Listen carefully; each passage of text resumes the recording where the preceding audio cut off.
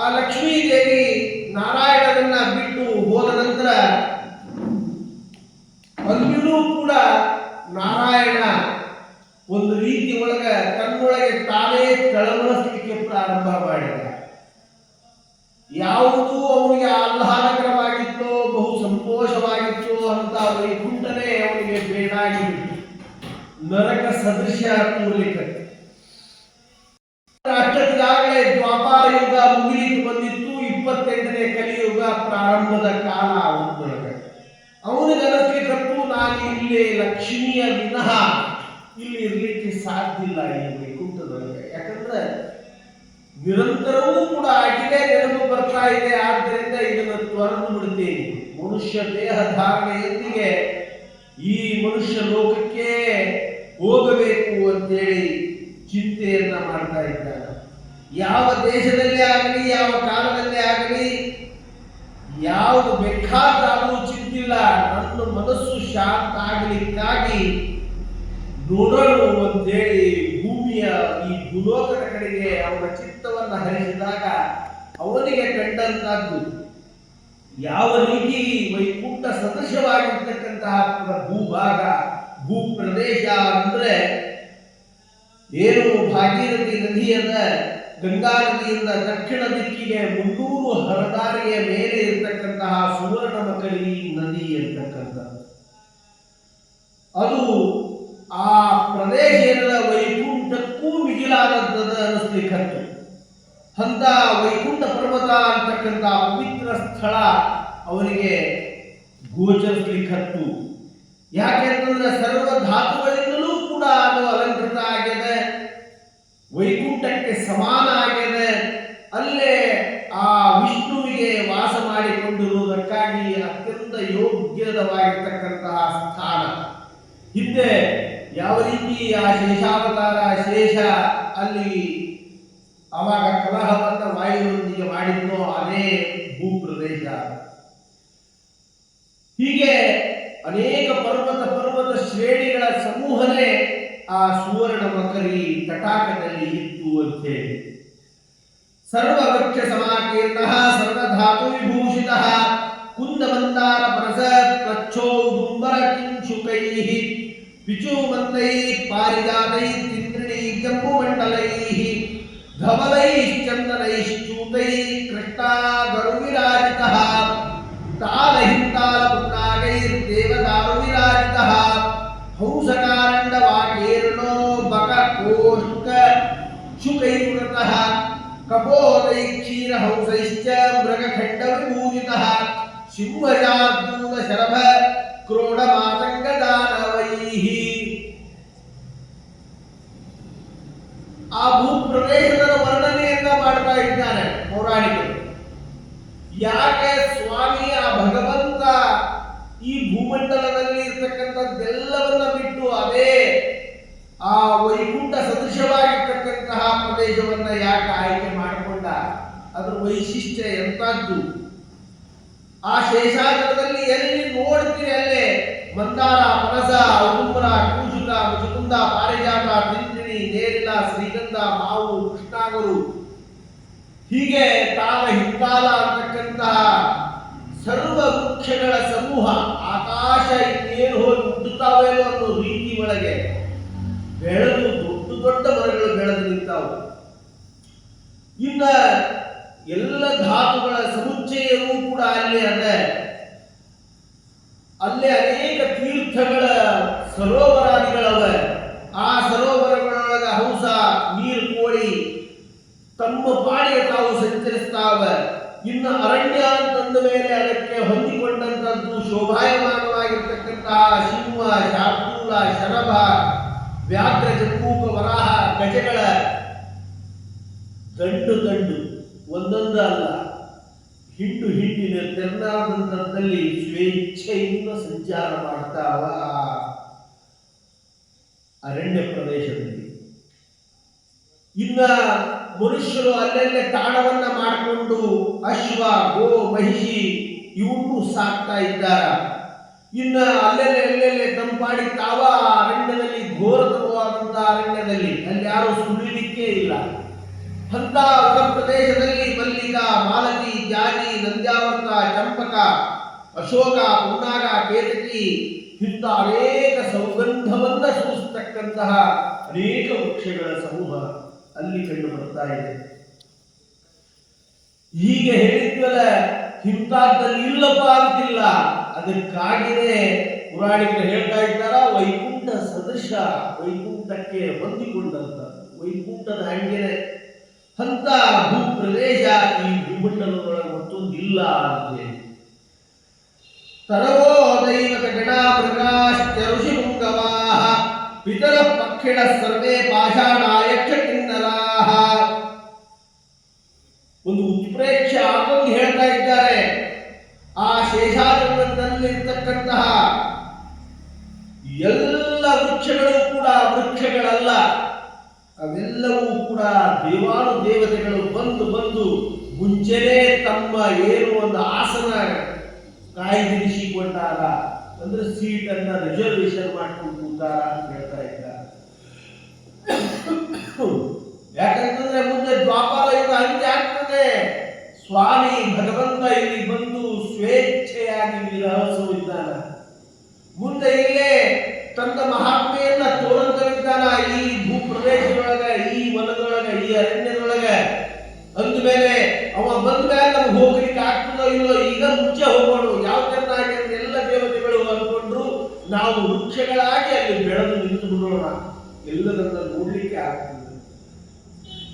ಇನ್ನು ಋಷಿ ಮುನಿಗಳಿಗೆಲ್ಲರೂ ಮೊದಲೇದಾಗಿ ಬಂದು ಬಂದು ಸ್ವರ್ಗದಿಂದ ಬಂದು ಅಲ್ಲಿದ್ದಂತಹ ಪ್ರಾಣಿಗಳಾಗ್ತಾ ಇದ್ದಾರ, ಸಂಚಾರ ಮಾಡ್ಕೊಂಡು ನೋಡ್ಲಿಕ್ಕೆ ಆಗ್ತದೆ ಅನ್ಕೊಂಡು. ಇನ್ನು ಪಿತೃಗಳ ಆದಿಯಾಗಿ ಎಲ್ಲರೂ ಬಂದು ಅಲ್ಲಿ ಪಕ್ಷಿಗಳಾಗ್ತಾ ಇದ್ದಾರ. ನಾವು ಹಾರಾಡ್ಕೊತ ರೆಕ್ಕಿ ಬಿಡ್ಕೊತ ಇದನ್ನೆಲ್ಲವನ್ನ ನೋಡಬಹುದು ಅಂತೇಳಿ. ಇನ್ನಿಲ್ಲ ಅಲ್ಲಿ ಇದ್ದಂತಹ ಕಲ್ಲುಗಳು ಕಲ್ಲಲ್ಲಪ್ಪ, ಅವು ಯಕ್ಷ ಕಿನ್ನರರು ಮುಂಚೆ ಬಂದು ಅವರು ಕಾಯ್ದಿರಿಸಿಕೊಳ್ಳುತ್ತಾ ಇದ್ದಾರ.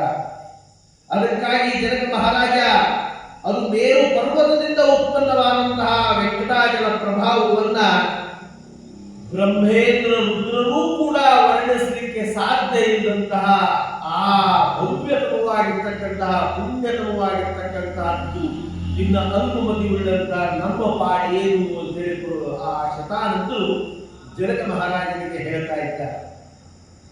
ಶತಾನಂದ ಉವಾಚ ತಸ್ಯೋಪರಿಮಳ ದಿವ್ಯ ಸ್ವಾಮಿ ಪುಷ್ಕರಿಣಿ ಶುಭ ಮಚ್ಚ ಕಚ್ಚಪ ಸರ್ಪಾಡ್ಯ ಜಲ ಕುಕ್ಕುಟಭೂಷಿತ ಗಂಗಾದಿ ಸರ್ವತೀರ್ಥಾನಾಂ ಜನ್ಮ ಜನ್ಮ ಭೂಮಿರಿತಿ ಶ್ರುತ ತಸ್ಯಾಮ್ಯೇ ಸ್ನಾಂತಿ ಮನುಜಾಸ್ತೆ ಧನ್ಯಾ ಪುಣ್ಯಭಾಜನಾಃ.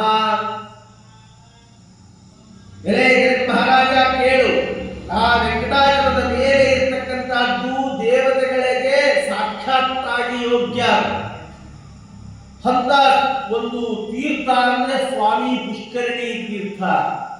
ಅಲ್ಲಿನೂ ಕೂಡ ಅದರಲ್ಲಿ ಅನೇಕರು ನಮೂನಿ ಮತ್ಸ್ಯಗಳು, ಕಚ್ಚಪಗಳು, ಜಲಕುಕ್ಕುಟಗಳು ಅಂದ್ರೆ ಬಾತುಕೋಳಿಗಳು, ಸರ್ಪಗಳಿಂದ ಯುಕ್ತ ಆಗ್ಯದ ಆ ಸ್ವಾಮಿ ಪುಷ್ಕರಿಣಿ. ಅದರ ಪಕ್ಕಕ್ಕೆಲ್ಲ ಗಗನ ಚುಂಬಿತವಾಗಿರ್ತಕ್ಕಂತಹ ವೃಕ್ಷಗಳ ಸಮೂಹ.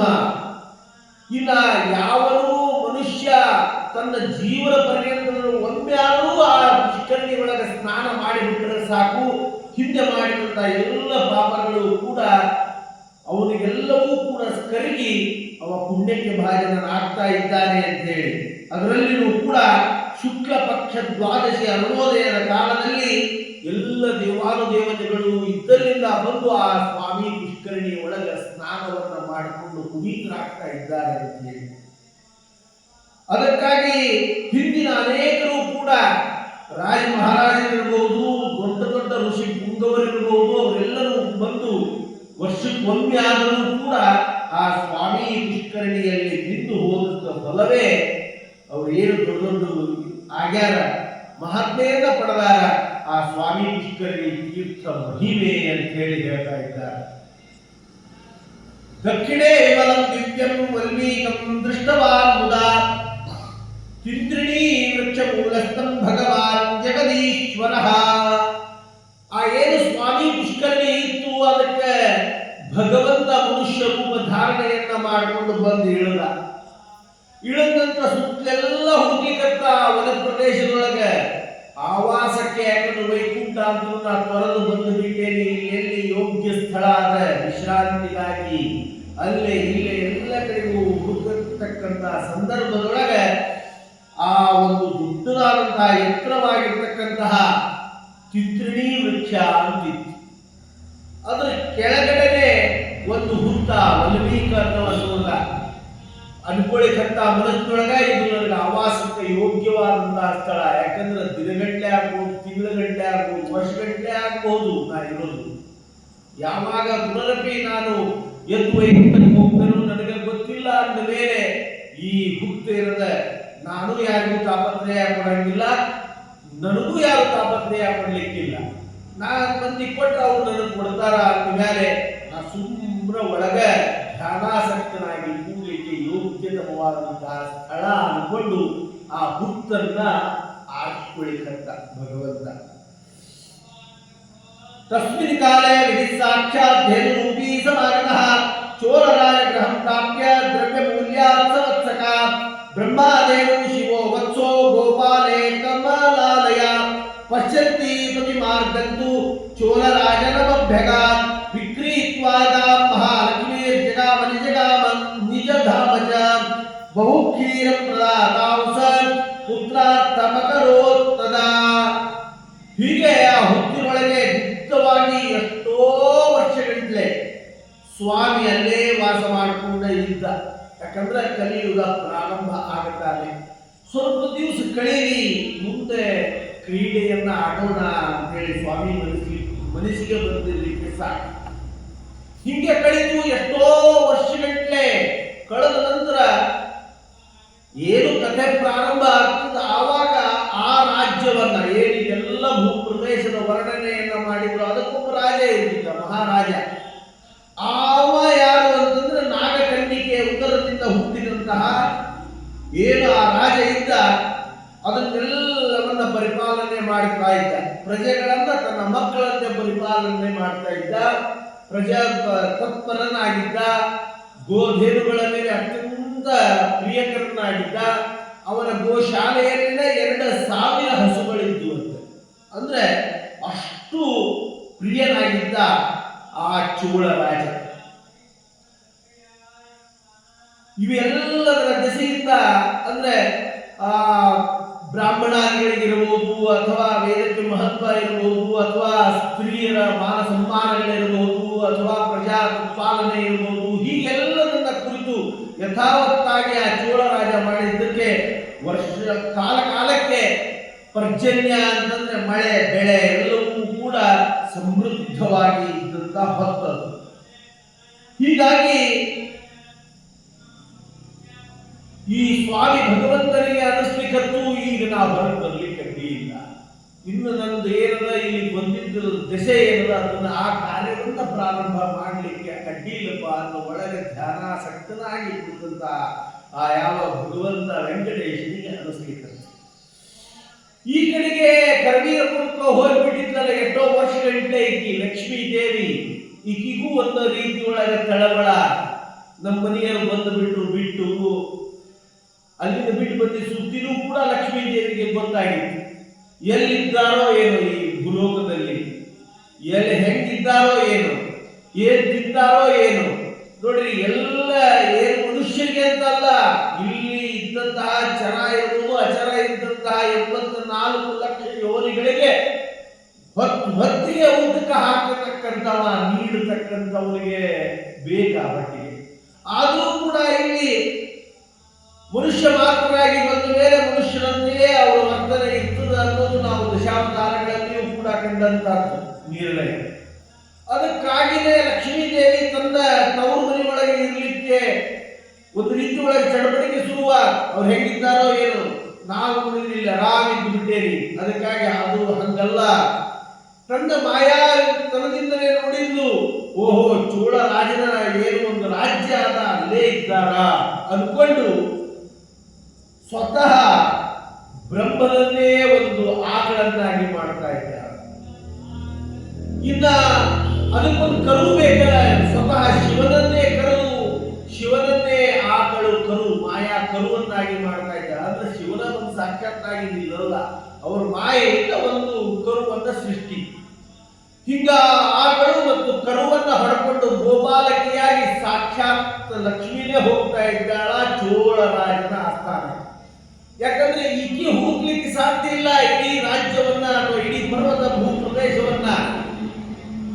ಆಕಳ ಒಯ್ದು ಕಟ್ ಅಲ್ಲಿ ಕೈ ಬಿಟ್ಬಿಟ್ರೆ ಸಾಕು, ಅದೆಲ್ಲ ಕಡೆಗೆ ನೋಡಿಕೊಂಡು ಭಗವಂತ ಎಲ್ಲಿದ್ದಾನ, ವೆಂಕಟೇಶ್ ಎಲ್ಲಿ ಅಡಿಗೆ ಕುಳಿತಾನ ಅನ್ನೋದನ್ನು ಹುಡುಕ್ ಬಂದು ಅನ್ನೋದು ನಿರ್ಣಯ ತಗೊಂಡು ಬಂದು ಆ ಬ್ರಹ್ಮ ಶಿವ ಸ್ವರೂಪರಾಗಿರ್ತಕ್ಕಂಥ ಆಕಳ ಮತ್ತು ಕರುವನ್ನ ಎಷ್ಟೋ ಒಂದು ನಾಣ್ಯಕ್ಕೆ, ಬಂಗಾರದ ನಾಣ್ಯ ಚಲಾವಣೆ ಇದ್ದಂತ ಕಾಲ ಅದು, ಅದು ಎಷ್ಟೋ ನಾಣ್ಯಕ್ಕೆ ವಿಕ್ರಯ ಮಾಡಿದ್ರು. ಮಹಾರಾಜಿಗೆ ಹೇಳಿದ್ದು ಇದು ಬಹಳ ಬಹು ಕ್ಷೀರದಿಂದ ಪ್ರದವಾದಂತಹ ಈ ಆಕಳಿದು, ಅದಕ್ಕಾಗಿ ಇದು ನಿನ್ನ ಮಗ್ಗ ಯುವರಾಜನಿಗೆ ಕೂರಿಸಲಿಕ್ಕೆ ಇದು ಬಹಳ ಯೋಗ್ಯದ, ಅದಕ್ಕಾಗಿ ಬಹು ಕ್ಷೀರವನ್ನ ಕೊಡ್ತದ ತಗೋದು. ಚೋಳರಾಜನ ಮಡದಿ ಬಹಳ ಆಸೆ ಆಗ್ತದೆ ಆಕಳದ ಮೇಲೆ. ಹೇಳ್ತಾಳ ಅಂದ್ಮೇಲೆ ಯಾಕೆ ಸುಳ್ಳು ಹೇಳ್ತಾಳ ನೋಡಿದ್ರೆ ಅನ್ನಿಸ್ತದ ಆಕಳ ಬಹಳ ಒಳ್ಳೇದದ ಅಂತೇಳಿ.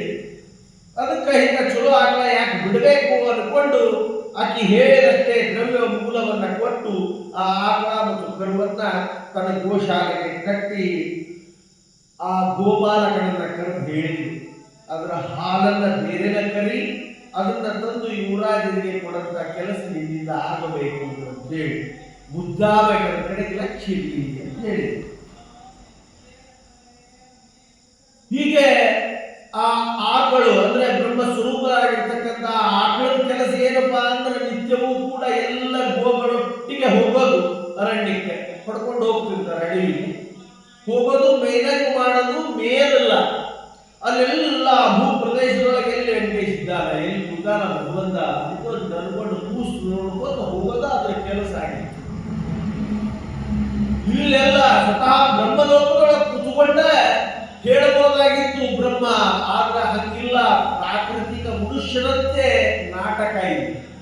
ಅದಕ್ಕಾಗಿ ಆ ಧೇನು ಏನು ಅಂದ್ರೆ ನಿತ್ಯ ಬಿಟ್ಟುಕೊಳ್ಳೇನ ಓಡೋಡಿ ಹೋಗ್ಬಿಡೋದು, ಆ ಗುಂಪು ಬಿಡೋದು, ತಾವಂದ ಓಡಿ ಹೋಗ್ಬಿಡೋದು, ಹೋಗೋದು. ಹಿಂಗ ಎಷ್ಟೋ ದಿನ ಹುಡುಕ್ತು ಕಟ್ಟ ಕಡೆಗೆ ಆ ಸ್ವಾಮಿ ಪುಷ್ಕರಣಿ ತಟಾಕದಲ್ಲಿರ್ತಕ್ಕಂಥ ಏನು ಹುತ್ತದ ವಾಲ್ಮೀಕ, ಆ ವಾಲ್ಮೀಕನ ಹತ್ರ ಬಂದು ಆಘಾಣಿಸ್ತು. ಮೂಸ್ ನೋಡಿದ ತಕ್ಷಣ ಗೊತ್ತಾತು ಈ ಹುತ್ತದೊಳಗ ನಮ್ಮ ಭಗವಂತ ಇದ್ದಾನ. ಮ್ಯಾಲ ನಿಂತ್ಕೊಂಡು ವಿಚಾರ ಏನ್ ಮಾಡ್ತಿತ್ತು ಅಂದ್ರೆ ಕ್ಷೀರ ಸೇಚನವನ್ನ ಮಾಡ್ತಿತ್ತು. ಅದ್ರ ಮ್ಯಾಲ ನಿಂತು ಕೂಡ ಹಾಲು ಸುರಿಸ್ಲಿಕ್ಕೆ ಶುರು ಮಾಡ್ತಿತ್ತು. ಅಷ್ಟು ದಿನಗಳ ವರ್ಷಗಟ್ಟಲೆ ಭಯಂಕರವಾಗಿ ಕ್ಷುಧಾರ್ತನಾಗಿರ್ತಕ್ಕಂತಹ ಒಳಗ ಭಗವಂತ ಆ ಹಾಲನ್ನ ಕುಡಿದು ತನ್ನ ಹಸಿವು ಬಾಯಾರಿಕೆಗಳನ್ನ ತೀರಿಸಿಕೊಳ್ಳಿಕ್ಕೆ ಶುರು ಮಾಡಿದ. ಅದ ಬೆಲಾಬ ಅನ್ಕೊಂಡು ಕುಡಿಲಿಕ್ಕೆ ಶುರು ಮಾಡಿದ. ಹಿಂಗ ಒಂದು 2-3 ದಿವಸ ಆಯ್ತು. ಇಲ್ಲೇ ಹಾಲೆಲ್ಲ ಅದರ ಮನೆ ಒಳಗೆ ಎಲ್ಲ ಖರ್ಚಾಗಿಬಿಡ್ತಿದ್ವು. ಮನೆಗೆ ಹೋತು ಹಿಂಡ್ಲೇಲ. ಮೊದಲೇ 4-5 ದಿವಸ ಅಥವಾ 1 ವಾರ ಗಂಟಲೆ ಚಲೋ ಹಿಂಡಿದಂತ ಆಕಳ ಯಾವಾಗ ಇದು ವಾಲ್ಮೀಕದ ಹುತ್ತದ ಹತ್ರ ಎಲ್ಲ ತನ್ನ ಹಾಲನ್ನ ಸುರಿಸಿ ಬಂದ್ಬಿಟ್ರ ನಂತರ ಮನೆಯೊಳಗೆ ಬಂದ ಮೇಲೆ ಸಂಜೆ ಮುಂದೆ ಏನು ಹಿಂಡ್ತದ, ಹೋಲಿ ಬಿಡೋದು. 1 ದಿವಸ 2 ದಿವಸ ಬಿಟ್ರು ಏನಾಗಿರ್ಬೇಕು ಅಂತ ಹೇಳಿ ದೃಷ್ಟಿ ಆದ್ರೆ ಇದನ್ನು ನಿವಾರಿಸಿ ಅದಕ್ಕೆ ಏನ್ ಮಾಡ್ಬೇಕೆಲ್ಲ ಮಾಡಿದ್ರು, ಔಷಧ ಉಪಚಾರವನ್ನ ಮಾಡಿದ್ರು, ಆದ್ರೂ ಕೂಡ ಹಿಂಡುವುದು. ತಂದೇನು ಕಾಯಕ ತಂದೇನು ಪ್ರವೃತ್ತಿ ಇತ್ತು ಅದನ್ನೇ ಮಾಡ್ತಾ ಹೋತು. ತತ್ರ ಗತ್ವಾತಿ ಭಕ್ತೈವ ವಲ್ಮೀಕೆ ಕ್ಷೀರಸೇಚನಂ ಜಗನ್ನಾಥಸ್ಯ ಪ್ರೀತ್ಯರ್ಥಂ ಧೇನುರೂಪೀ ಪಿತಾಮಹಃ ಕರೋತಿ ಸತತಂ ಯೇಹೇ ನೈವ ಕ್ಷೀರಂ ದದಾತಿ ಸಾ ಏವಂ ಕಾಲೇ ಗತೆ ತಸ್ಮಿನ್ ಚೋಳರಾಜಸತಿ ಸ್ವಯಂ. ಹಿಂಗ ಎಷ್ಟೋ ದಿನಗಟ್ಟಲೆ ಆದ್ಮೇಲೆ ಯಾವುದಕ್ಕೂ ಬಗ್ಗಿಲ್ಲದಂಗ ಆದ್ಮೇಲೆ ಸಾಕ್ಷಾತ್ತಾಗ ಅಕ್ಕಿನ ಬಂದು ನಿಂತುಕೊಳ್ಳಿ ಖರ್ಚು ಇವನ ಹಾಲು ಕುಡಿದು ಬಿಡ್ತಾನೋ ಹೆಂಗೋ, ನನ್ನ ಸುಳ್ಳು ಹೇಳಿ ಕಥಾನೋ ಹೆಂಗೋ ಅನ್ನೋ ದೃಷ್ಟಿಕೋನದೊಳಗ ಮತ್ತು ಆವತ್ತು ಹಿಂಡ್ಲಿಲ್ಲ. ಹೇಳಿದ್ದು ನೀ ನೋಡ್ತಿರು, ಇಲ್ಲ ಅಂದ್ರೆ ನಿನ್ನ ಪರಿಸ್ಥಿತಿ ಕೆಡ್ತದೆ. ಯಾಕಂದ್ರೆ ಅದನ್ನ ದಂಡಿಸ್ಲಿಕ್ಕೆ ಆಗಲ್ಲ ನಾನು. ಅದೇ ತನ್ ಮಾಡಿ ತಾನ ಕುಡಿತದೆ ತನ್ನ ಬಲಿ ಒಳಗಿದ್ದು ಅದೇನು ಆಗ್ತದ ಅನ್ನೋದ್ರ ಕಡೆ ಲಕ್ಷ್ಯ ಕೊಡುವಂತ ಹೇಳಿ ಒಮ್ಮೆ ದುಷ್ಟ ವಚನಗಳನ್ನ ಆಡಿ ಹೋದು ಮಹಾರಾಣಿ. ತ್ವಂಕಿಂ ಭುಂಕ್ಷೇ ಅಥವಾ ವಚ್ಚೋ ಭುಂಕ್ತೆ ವಾ ವದಭೋರುತಂ इति राज्ञेव च श्रुत्वा गोपालो भयविह्वलः गोपाल उवाच न जानेऽहं च तत्कर्म न मया पिबतेभ्यः स्वयं पिबति मा धेनुर्वत्सो वेति न विद्महे ताडयामास तं गोपुं रज्जुभिश्चर्म निर्मितैः ಮತ್ತೊಂದು 2-3 ದಿವಸ ಅವರು ಬಹಳ ವೆಳ್ಳೆ ಕೊಡ್ಲಿಕ್ಕೆ ಆಗ್ತಿರಲ್ಲ. ಒಂದು 2-3 ದಿವಸ ಹೋದ ನಂತರ ಮತ್ತು ಹಂಗಮ ಆಗ್ತು ಹಾಲ ಬರುವಲ್ಲು ಅಂದಾಗ ಸ್ವತಃ ಹೋಗಿ ಕೇಳಿದ್ರು ಕೂಡ ನಿನಗೆ ಮಾನ ಇಲ್ಲಲ್ಲ ನಿನಗ ಅಂತ ಹೇಳಿ ಚರ್ಮ ಮಿಶ್ರಿತವಾಗಿರ್ತಕ್ಕಂತಹ ಹಗ್ಗ ರಜ್ಜು ಬೀಹಿ ಚರ್ಮ ಮಿಶ್ರಿತಂ ಚರ್ಮದಿಂದ ಕೂಡಿದಂತಹ ಹಗ್ಗದಿಂದ ಅವನ ಗೋಪಾಲಕನಿಗೆ ಬಾಸುದೆ ಬರಲು ಬಾರಿಸಿದ್ರು. ಇನ್ನು ಮೂತರ ಅದರ ಕಡಗಾವಲ್ಲಂತ ನೋಡು, ಅದ ಕುಡಿತದೋ ಅಥವಾ ಅದರ ಕರು ಕುಡಿತದೋ ಅಥವಾ ಇನ್ಯಾರ ಅದನ್ನ ಕದ್ಕೊಂಡು ಹೋಗ್ತಾರೋ ಅದರ ಹಾಲನ್ನ ನೋಡು ಸಮಾನ ನೋಡು ಅಂತ ಹೇಳಿದಾಗ ಹೊಡ್ತಾ ತಿಂದಂತಹ ಗೋಪಾಲ ಅವತ್ತಿನ ದಿವಸ ಎಲ್ಲ ಆಕಳ ಬಿಟ್ಟ ಮೇಲೆ ಇದನ್ನ ಬಿಡೋದಕ್ಕಿಂತ ಮುಂಚೆ ಒಂದು ಕೊಡ್ಲಿ ತಗೊಂಡ. ಇವತ್ತು ಹಂಗ ಹೋಗಂಗಿಲ್ಲ, ಬಡಿಗೆ ಬೇಡ ಇದಕ್ಕೆ ಎಲ್ಲ ಆಕಳ ಎಲ್ಲೆಲ್ಲ ಹೋಗ್ಲಿ ಇದ್ರ ಸಲುವಾಗಿ ಎಂದು ಇನ್ನೂ ನಾ ಇವತ್ತು ಹೊಡಿಸ್ಕೊಂಡನಿ ಅಂದ ಮೇಲೆ ಇದನ್ನ ಇವತ್ತು ಕಾಯಬೇಕಾದ್ಕೊಂಡವ. ಅವನು ಮನಸ್ಸಿನೊಳಗ ಆ ಏನು ಹೊಡೆತದ ವೇದನೆ ಇತ್ತು ಅದನ್ನ ಇದ್ರ ಮೇಲೆ ತೀರ್ಸ್ಕೊಳ್ಳಿ ಕೊಟ್ಟ. ಕೊಡ್ಲಿಯನ್ನ ತಗೊಂಡು ಬಂದರೆ ಇದನ್ನ ಇವತ್ತು ಭವೇದಿನವ ಪರೀಕ್ಷೆ ಆಗಿ ಹೋಗಲಿ ಏನಾಗ್ತದೋ ಅದಾಗಲಿ ಅನ್ಕೊಂಡು ಅದನ್ನ ಬೀಚಿದ ಕಣ್ಣಿನ ಉದ್ದದ ಒಂದು ಹಗ್ಗ ಹಾಕಿದ ಇದನ್ನ ಬಿಟ್ಟು ಎಲ್ಲಿ ಓಡಿ ಹೋಗಬಾರ್ದು. ಹಂಗ ಕೈ ಒಳಗೆ ಹಿಡ್ಕೊಂಡು ಹೋಗ್ತಿದ್ದ ಸಮುದ್ರಗಳಿಗೆ ಎಲ್ಲಿ ತನಕ ಹೋಗ್ಬೇಕು ಅಲ್ಲಿ ತನಕ ಹೋಗ್ತಿತ್ತು. ಇನ್ನೇನು ಸ್ವಾಮಿ ಪುಷ್ಕರಣಿ ತೀರ್ಥದ ಸಮೀಪ ಬಂದು ಕುಡಿದ ಆ ಹಿಂಡಿನಿಂದ ಅದು ಒಂದ ಓಡ್ಲಿಕ್ಕೆ ಶುರು ಮಾಡಿದ ಕುಳೇನು ಇವ ಬಿಟ್ಟಿಲ್ಲ. ಆ ಗೋಪಾಲಕ ಕೊಡ್ಲಿ ಸಮೇತನ ತಗೊಂಡ ಹಿಂದೆ ಓಡಿ ಹೊಂಟ. ಮತ್ ಹೊಡಸನ್ನು ಮಾಡಿ ಏನ್ ನನ್ಗೆ ಅನ್ಕೊಂಡು ಓಡಿ ಹೊಂಟ. ಮುಂದೆ ಇವ ಹೋದ ದೂರದಿಂದ ನಿಂತು ನೋಡಿದ. ಅದು ವಾಲ್ಮೀಕದ ಹತ್ರ ನಿಂತುಕೊಂಡು ಮ್ಯಾಲೆ ನಿಂತುಕೊಂಡು ಹುತ್ತದ ಮೇಲೆ ನಿಂತುಕೊಂಡು ಹಾಲನ್ನು ಸುರಿಸ್ತಾ ಇತ್ತು. ತತಃ ಪರದಿನೇ ಪ್ರಾಪ್ತೆ ಕಾಡಿ ಗೌರಾಜ ಭಾರ್ಗೆಯ ಧೇನೋ ಅಖಂಡಸ್ತು ರಜ್ಜುತ್ವಾಂ ತ್ಯಕ್ವಾ ತತ್ಪೃಷ್ಠತೋ ಯೇಯೌ ಧೇನುಶ್ರೇಯ ಗ್ರಂಥತ್ರ ವಲ್ಮೀಕೆ ಹರಿಮಂದಿರೆ ಅಭಿಷೇಕಂ ಚಕಾರೇಷು ಸ್ವಪಯೋಧರ ಚೂಚುಕೈಃ. ಇವ ದೂರ ನಿಂತುಕೊಂಡ ನೋಡ್ತಾ ಇದ್ದಾನ. ಹುತ್ತದ ಮೇಲೆ ಧೇನು ಸಾಕ್ಷಾತ್ತಾಗಿ ನಿಂತುಕೊಂಡು ತನ್ನ ಮನೆಯಿಂದಲೇ ಯಾರು ಹಿಂಡಿಲ್ಲ ಯಾರು ಮುಟ್ಟೇಲ್ಲ ಆ ಧೇನುವಿನಿಂದ ಕ್ಷೀರ ಸೇಚನ ಕೆಳಗೆ ಬೀಳ್ತಾ ಇರೋದನ್ನ ದೂರದ ನಿಂತುಕೊಂಡ ಗೋಪಾಲಕ ನೋಡದ ಹೋಗೋ ಹಿಂಗದ ನಿಂತು ಅಂದ್ಕೊಂಡ. ಅಟಕ್ಕಾಳೆ ಬಿಟ್ಟು ನೆತ್ತಿಗೆ ಏರಿತ್ತವ ಸಿಟ್ಟು ಅವನ ಕೈ ಬೀರಿತ್ತು. ಎಲ್ಲ ಆಕಳ ಜೊತೆಗೆ ಮೇಯಿ ಅಂದ್ರೆ ಇಲ್ಲಿ ಬಂದು ನನ್ನನ್ನು ಹೊಡೆಸ್ಲಿಕ್ಕಾಗಿನೇ ಇಲ್ಲಿ ಹಾಲನ್ನ ಸುರಿಸ್ತಾ ಇದೆಯಾ ಸುಖ ಸುಮ್ಮನೆ ಇವಕ್ಕೇನು ಗೊತ್ತು ಪಾಪ ಹುತ್ತದೊಳಗೆ ಏನದ ಅನ್ನೋದ್ರ ಏನು ಗೊತ್ತು. ಅಷ್ಟು ಅಲ್ಲ ಮೊದ್ಲ ಗೋಪಾಲಕ ಅಂದ್ರೆ ಏನೋ ದನಕಾಯ ವಿದ್ಯೆ ಅಂದಂಗೆ ಅಂತೇಳಿ ನಾವು ಬೈದ್ವಿ. ಅಂತದ್ರೊಳಗೆ ಅವನು ಸಿಟ್ಟು ಮೇಲೆ ವಿಪರೀತ ಬಂದ ಮೇಲೆ ಅವನಿಗೆ ತಾ ಏನ್ ಮಾಡ್ಲಿಕ್ಕೆ ಅನ್ನೋ ಜ್ಞಾನನೂ ಕಳ್ಕೊಂಡಿರ್ತಾನೆ. ತಾಂ ದೃಷ್ಟ್ವಾ ಧೇನು ಕೋಪಾತ್ ಉದಾರಂ ಹಸ್ತಮಾತ್ರಕಂ ಉದ್ಧೃತ್ಯ ತರಸಾ ಗಾಂಚ ವಧೋದ್ಯೋಗಂ ಸಮಾಚರತ. ತದಾ ವಲ್ಮೀಕಗ ಸ್ವಾಮಿ ವಾತ್ಸಲ್ಯಂ ದರ್ಶಯನ್ ಹರಿಃ ಸ್ವಭಕ್ತಹನಂ ಲೋಕೆ ಆತ್ಮಾರ್ಥಂ ಯಃ ಪುಮಾಶ್ಚರೇತ್. ನೋಡ್ರಿ ಅದಕ್ಕೆ ಬೈಲಿಕತ್ತ ಓಡೋಡಿ ಬಂದ ಕೈಯ ಕೊಂಡಂತಿದ್ದ ಇತ್ತು. ಅದೇ ಕಪಟ ಮಾಡಂತ ಪ್ರಾಣಿಯೇ ನೀನು ನಿತ್ಯವೂ ಇಲ್ಲಿ ಬಂದು ಕ್ಷೀರವನ್ನ ಕಳುವಿನಿಂದ ಸುರಿಸಿ ನನ್ನನ್ನು ಹೊಡಿಸಿದೆಲ್ಲ ನೋಡಿ ನಿನಗೇನು ಮಾಡ್ತೀನಿ ಅನ್ನೋರು ಒಮ್ಮೆಲೆ ಆ ಕೊಡ್ಲಿಯನ್ನ ಅದಕ್ಕೆ ಹೊಡೆದ ಬಿಡಾಕು ಅಂತ ಹೇಳಿ ಎತ್ತಿದಂತವನಾಗ ಒಳಗೆ ಹಾಲನ್ನ ಕುಡಿತಾ ಕೂತಂತಹ ವೆಂಕಟೇಶನಿಗೆ ಚಡಪಡಿಸುವ ಒಮ್ಮೆಲೆ ಹೊಡೆದ ಬಿಡ್ತಾನಿವಾಯಿನ ಅಂದ್ಕೊಂಡು ನನ್ನ ಸಲುವಾಗಿ ಮೂಕ ವೇದನೆಯನ್ನ ಯಾಕಂದು ಅನುಭವಿಸ್ಬೇಕು. ಯಾಕಂತಂದ್ರೆ ನಾನು ಏನು ಕ್ಷುಧಾದಿಂದ ಬಳಲ್ತಾ ಇದ್ದೆ, ನನಗೋಸ್ಕರವಾಗಿ ಹಾಲು ಕೊಡ್ಲಿಕ್ಕೆ ಬಂದಂತಹ ಆಕಳಿಗೆ ಪೆಟ್ಟಾಗಿಬಿಟ್ರೆ ಸ್ವಭಕ್ತ ಹನನ ಅಪಕೀರ್ತಿ ನನಗೆ ಬರ್ತಾ ಇದೆ. ನಂಬಿದಂತಹ ಭಕ್ತನಿಗೆ ಸಂಕಟ ಬಂತು ಅಂತಂದ್ರೆ ಅವನ್ ಯಾಕೆ ನಂಬಬೇಕು ಅಂತ ಬರ್ತದಪ್ಪ. ಅದಕ್ಕಾಗಿ ಆ ಏನು ತಾಡನ ಹನನ ಅದ ಅದನ್ನ ಸ್ವತಃ ನಾನೇ ಧರಿಸ್ತೇನೆ ಅಂತ ಹೇಳಿ ಆ ಆಕಳದ ಕಿತ್ತಲು ದೊಡ್ಡ ಆಗಿ ಆ ತಾಡದ್ದೇನು ಆ ಕುಠಾರ ಅಂದ್ರೆ ಕೊಟ್ಲಿಯ ಪೆಟ್ಟನ್ನ ಸ್ವತಃ ಸ್ವಾಮಿ ತನ್ನ ಹಣೆಗೆ ತಗೊಳ್ತಾ ಇದ್ದಾನೆ. ಅವಾಗ ಏನು ಸಿಟ್ಟಿನ ಭರದಲ್ಲಿ ಹೊಡೆದಿದ್ದ ಗೋಪಾಲಕ ಸೀದಾ ಹೋಗಿ ಆಕಳದ ಬದಲಾಗಿ ಶ್ರೀನಿವಾಸನ ಹಣೆಗೆ ಬಿದ್ದ ತಕ್ಷಣವೇ ರಕ್ತ ಸೇಚನ ಶುರುವ ಕುಟಿಲಿಕ್ಕಂಥದ್ದು ರಕ್ತ. ಇದು ನೋಡಿದವರ ಗೋಪಾಲ ಕಣ್ಣು ಮುಚ್ಚಿದ್ದ ಹೊಡೆದ ಸನ್ನಿ ಯಾವುದೋ ಮನುಷ್ಯ ಪ್ರತಿ ನಿಂತಾನ, ಅವನಿಗೆ ಪೆಟ್ಟು ಬಿದ್ದದ, ಅವನಿಂದ ರಕ್ತ ಚಿಂತದ ಅಂದ್ರೆ ಅವೇಂದ್ರ ಜೀವನ ಇರ್ಲಿಕ್ಕೆ ಸಾಧ್ಯದ. ನಾಯಿ ತಪ್ಪು ಮಾಡಿದೆ ಅನ್ಕೊಂಡ್ಬಿಟ್ಟವ ಒಮ್ಮೆಲೆ ಮೂರ್ಛಾವಸ್ಥೆ ಹೋಗಿ ಅಲ್ಲೇ ಗತ ಪ್ರಾಣ ಪ್ರಾಣ ಪಕ್ಷಿನೇ ಹಾರಿ ಹೋಗ್ಬಿಟ್ಟು.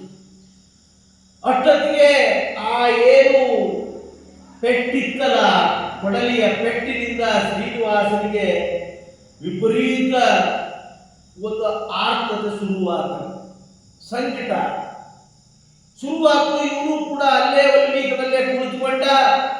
ಇದನ್ನ ಇನ್ನು ಮತ್ತೆ ಸರಿ ಮಾಡಬೇಕು ಅಂದ್ರೆ ಅದು ಆಕಳನೇ ಸರಿ. ಅದನ್ನ ಬಿಟ್ಟರೆ ಇನ್ನು ಯಾರಿದ್ದಾರಲ್ಲಿ ಯಾರ್ಯಾರು ಇಲ್ಲ. ಅಂದ ಮೇಲೆ ಇವಾಗ ಗೋಪಾಲಕ ನೋಡಿದ್ರೆ ಕೈ ಒಳಗೆ ಕೊಡ್ಲಿ ಹಿಡ್ಕೊಂಡ ಸತ್ತು ಬಿದ್ದು ಬಿಟ್ಟ. ಅಂದ ಮೇಲೆ ಅದು ತಲೆ ಅಡಿಗಾಡಿಗೆ ಸೀದಾ ಚೋಳ ರಾಜನ ಮನೆಗೆ ಓಡೋಡಿ ಹೋಗೋ ಅರಮನೆ ಮುಂದೆ ಹೋಗಿ ಆ ಏನು ಗೆಜ್ಜಿ ಇತ್ತು ಕೊರಳೊಳಗೆ ಹಾಕಿದ್ದು ಕೊರಳನ್ನ ಅಡ್ಡಾಡಿಸ್ಲಿಕ್ಕೆ ತಲೆಯನ್ನ ಅಡ್ಡಾಡಿಸ್ಲಿಕ್ಕೆ ಹತ್ತಿಕೊಳ್ಳೆ ಗೆಜ್ಜಿ ಸದ್ದಾತು. ಮಹಾರಾಣಿ ಮಹಾರಾಜ ಎಲ್ಲರೂ ಓಡೋಡಿ ಬಂದ್ರು. ಅಲ್ಲಿದ್ದಂತ ಪರಿಚಾರಕರು ಎಲ್ಲರೂ ಬಂದು ನೋಡ್ತಾ ಇದ್ದಾರೆ. ಆಕಳು ಹಿಂಗ್ಯಾಕೆ ಮಾಡ್ತಾ ಇದ್ದಾರೆ. ಅವಾಗ ಮಹಾರಾಜ ಹೇಳ ಏನೋ ಸಂಜ್ಞೆ ಮಾಡ್ಲಿಕ್ಕೆ ಒಬ್ರು ಯಾರ ಹೋಗ್ರಿ ದೂತರು ನೋಡ್ಕೊಂಬರ್ರಿ ಅಂದಾಗ ಆ ಆಕಳದ ಒಟ್ಟಿಗೆ ಒಬ್ಬ ದೂತ ಹೋಗಿ ನೋಡ್ಕೊಂಬರ್ಲಿಕ್ಕೆ ಶಿರಸ್ಫೋಟನ ಮಾಮನ್ನಃ ಕುಟಾರೇಣ ಸಿದ್ಧಾರಿಣ ಸಪ್ತತಾಲ ಪ್ರಮಾಣೇನ ರಕ್ತಸ್ಫೂರ್ತಿರಭೂತದ ಏವಂ ಕೋಲಾಹಲಂ ದೃಷ್ಟ್ವಾ ಗೋಪಾಲೋ ಮರಣಂ ಯಯೌ ಹತೇ ಗೋಪಾಲಕೆ ಸಾ ಗೌರವ ಋಷ್ಯರ್ಗಿರೇಸ್ತದ.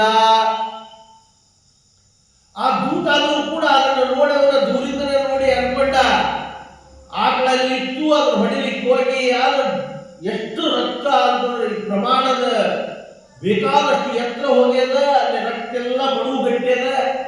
ಗೋಪಾಲಕ ಸತ್ತು ಬಿದ್ದಾನ. ಅವ್ರ ಕೈ ಒಳಗ ಅದ ಇದ್ಯಾದ್ರ ರಕ್ತ ಅವನಿಗೂ ತಿಳಿಯದ. ಹೀಗಾಗಿ ಆ ದೂತ ಓಡಿ ಬಂದು ಅಲ್ಲಿ ನೋಡಿದಂತಹ ತೆಲುಗುವನ್ನ ಮಹಾರಾಜನಿಗೆ ಹೇಳಿದ. ಮೇಡೆ ಒಳಗೆ ಹತ್ಕೊಂಡು ಅಂದ್ರೆ ಪಲ್ಲಕ್ಕಿ ಒಳಗೆ ಹತ್ಕೊಂಡು ಸಾಕ್ಷಾತ್ತಾಗಿ ಚೋಳ ರಾಜನೇ ಆ ವಲ್ಮೀಕದ ಹತ್ರ ಬಂದು ನಿಂತು ನೋಡ್ತಾ ಇದ್ದಾರೆ. ಯಾಕ ಇಲ್ಲಿ ಏನಾತು ಅವ್ನಿಗೇನು ಗೊತ್ತಿಲ್ಲ. ಬಂದು ನಿಂತುಕೊಂಡಂತ ಸಂದರ್ಭದಲ್ಲಿ ಅಷ್ಟೊತ್ತಿಗಾಳಿ ಎಷ್ಟೋ ಹೊತ್ತಾಗಿತ್ತು. ಧೇನು ಬಾಲಸ್ಯ ಮರಣಂ ವಲ್ಮೀಕಂ ರಕ್ತಪೂರಿತಂ ಗವಾಹ್ವಾರ್ತಾಂಚ ಕಥನಂ ಕಿವೀಗಂ ವೆಂಕಟಾಚಲೆ ಇತಿ ರಾಜ್ಞೋ ವಚ ಶ್ರುತ್ವಾ ವಲ್ಮೀಕಸ್ಥೋ ಜಗತ್ಪತಿಃ. ಅವ ಬಂದು ಅಲ್ಲಿ ನಿಂತುಕೊಳ್ತಾ ಇದ್ದಾನ. ಈ ದುಃಖಕ್ಕೆಲ್ಲ ಕಾರಣ ಏನು? ಯಾಕೆ ಹಿಂಗಾತಪ್ಪ? ಈ ಆಕಳ ಅದನ್ನ ಯಾಕೆ ನೋಡ್ತು? ಆ ರಕ್ತ ಎದುರುದು ಅಥವಾ ಇವ ಗೋಪಾಲಕ ಸುಮ್ಮನೆ ಯಾಕೆ ಬಿದ್ದು ಸತ್ತ? ಏನು ಅವ್ನು ಹಾವು ಪಾವು ಕಚ್ಚದ ಅಂತಂದ್ರೆ ಇಷ್ಟು ರಕ್ತ ಅವನಿಂದ ಏನು ಹೋಗ್ತದೆ? ಗೋಪಾಲಕ ಏನು ಏಟ ಬಿದ್ದಿಲ್ಲ, ಕೈಯೊಳಗೆ ಕೊಂಡು ಅವನು. ಅಂದ ಮೇಲೆ ಇದೆಲ್ಲ ಹೆಂಗಾತು ಯಾಕಾತು ಅದನ್ನೇ ಪರಿತಪಿಸ್ಲಿಕ್ಕಂತ ಒತ್ತಾಡ್ಲಿಕ್ಕಂತವ.